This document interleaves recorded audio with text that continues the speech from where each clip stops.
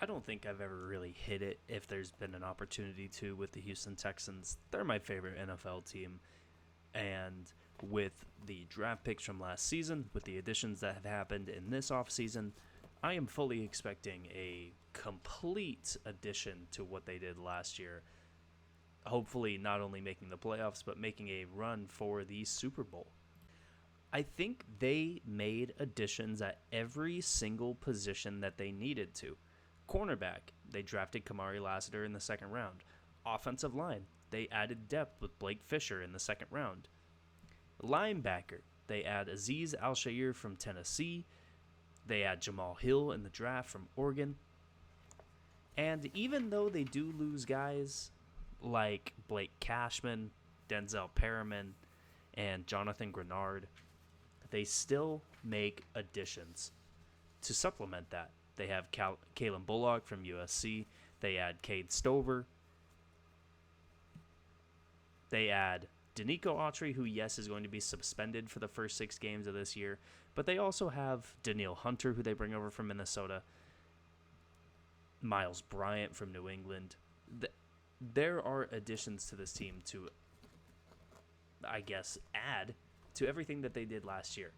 And yes, while last year was a complete surprise to most people that they were a 10-7 team, divisional round team, even when they were in the playoffs, it was a complete surprise to a lot of people that they beat the Cleveland Browns. A lot of it relied on the fact that CJ Stroud was A, a rookie quarterback, B, a rookie quarterback from Ohio State. And some people who wanted to look at that S2 test that he took during the draft combine time as a sign that he was not supposed to be smart or something. I don't really know what people were trying to grasp at straws there for. He led a offense that was first in turnovers, 13th in scoring, 12th in yards, 7th in passing, and 22nd in running the ball. Now, 22nd in running the ball somewhat sucks because Dameon Pierce in his second year was looked at to be a 1,000-yard back. He was looked at to be a bell cow. And it seemed like every single time Dameon Pierce ran the ball last year, the whole entire defense knew it. And he was always getting tackled behind the line of scrimmage, right at the line of scrimmage, or only for a few-yard gain. Dameon Pierce ended up missing 3 games from week 8 to, or I guess week 9 to week 11. And after that, not only was he not the same guy as he was the year prior, he was terrible in the last half of the year. His best game was 41 yards on 15 carries against Denver in week 13.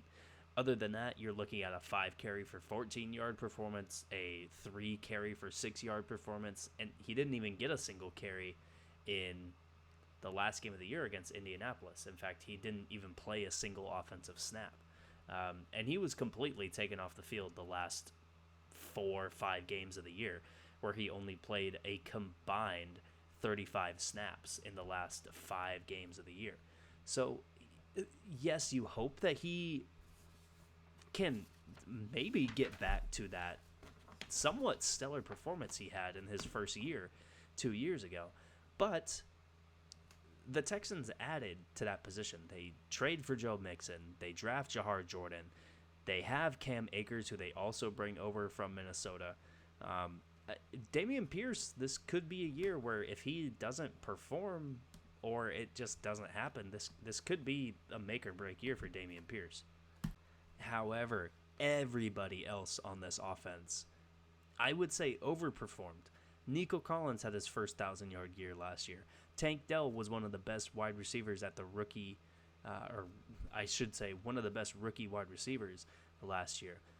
They bring over Stephon Diggs. They keep Dalton Schultz, who, again, had one of his better years of his career. Even Brevin Jordan had he I think overperformed expectations, even though expectations were pretty low for him last year. And the offensive line played pretty well, even with injuries through most of the positions. They put it together pretty well. And you're looking at an offensive line now who, I mean, in the last 8 or 9 years, this is one of the better offensive lines that Houston has had. From Laramie Tunsil, Kenyon Green, Juice Scruggs, Shaq Mason, and Titus Howard. This is an offensive line that looks like they could protect CJ Stroud and open up running lanes for Dameon Pierce, for Joe Mixon, for Jahar Jordan.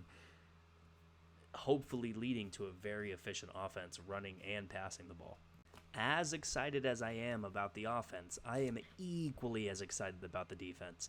Will Anderson, Danielle Hunter, Christian Harris, Azeez Al-Shaair, Derek Stingley, Kamari Lassiter, Jalen Petrie, Jimmy, like the names on this team defensively, there is talent everywhere. There is talent at every single position.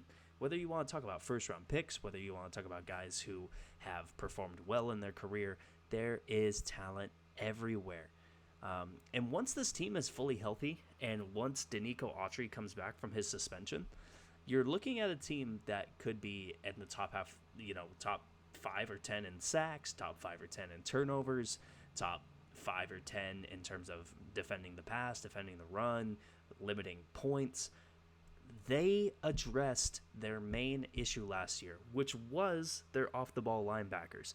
Now, Blake Cashman was decent last year. I'm not going to sit here and say that Blake Cashman was a disappointment because he played above expectations last year. Same with Denzel Perriman. But there was something that both of those guys lacked, and that's just a flat-out ability to run a defense. And with Azeez Al-Shaair here on this team, you pair him with Christian Harris, and you hope that Henry To'oTo'o, who is a second-year player from Alabama, you hope that those three can contribute to a very solid linebacking core. And even if they're not the best linebacking core in the NFL, you have a secondary with Derek Stingley on one side, Kamari Lassiter on the other, Desmond King and Miles Bryant at the nickelback position, and then you have Jalen Petrie, Jimmy Ward, and Kalen Bullock, who are going to be a very solid rotation at the safety position. Now, I think Jalen Petrie is in somewhat of a similar position as Dameon Pierce. I think 2 years ago, Jalen Petrie, as a rookie, was looked at as a very good player. Someone that was a bright spot on a Houston Texans defense that was not very good. Last year, he didn't have an incredible season, but he's playing in a completely new defense to him, and he still performed decent. So you put Jalen Petrie, Kalen Bullock, Jimmy Ward, like I said, this whole secondary, there's talent everywhere, just like this entire defense. There is talent at every single position. I didn't even mention Will Anderson and Danielle Hunter as two guys who could each have 10-plus sacks and completely wreck offensive game plans. Will Anderson isn't just a pass rusher. He's very good in the running game as well. The only thing I would say, I would hope gets fixed, and I don't think Danico Autry coming back from suspension is a fix for this. I don't know if defensive tackle is a strong suit for this team. You're looking at Mario Edwards Jr. is one of the starting defensive tackles for this team who, he's been a defensive end his entire career in the NFL. Foloransu Fodukasi, not any names at this defensive tackle position you look at and you say, yeah, we're set there. They could add to that position, whether it has to be next year through the draft or free agency, or they're able to make a trade sometime before the end of this year. That would be great. That's really one of the only positions I would say is a weak spot for this team. Now, the schedule for the Texans. I love that we start against the Indianapolis Colts in Indianapolis. But I bet we lose that one. I'm just being real. I think the Texans are going to be a 10-plus win team, but they do have some tough games on the schedule. Starting at Indianapolis is tough. Going to New England and Green Bay back-to-back weeks is tough. Ending the year with the Miami Dolphins, Kansas City Chiefs, Baltimore Ravens, and Tennessee Titans is tough. But this is going to be a good team. This is one of the best teams in Houston Texans franchise history. When you look at just pure talent at every position, this is one of, if not the most talented teams this franchise has ever had. It rivals when there was Arian Foster and Andre Johnson and J.J. Watt and Brian Cushing and Owen Daniels. And, if you're a Texans fan, you hear these names, and you probably agree with me. This is the most talented, if not one of the most talented teams in franchise history. There is a solid floor for this team at 9-8. But the ceiling for this team has to be 13 plus wins. If everything goes right for this team, which offensively, there's a pretty good chance a lot of things go right, I see 13, 14 wins for this team, and they're going to be vying for the number one seed in the AFC.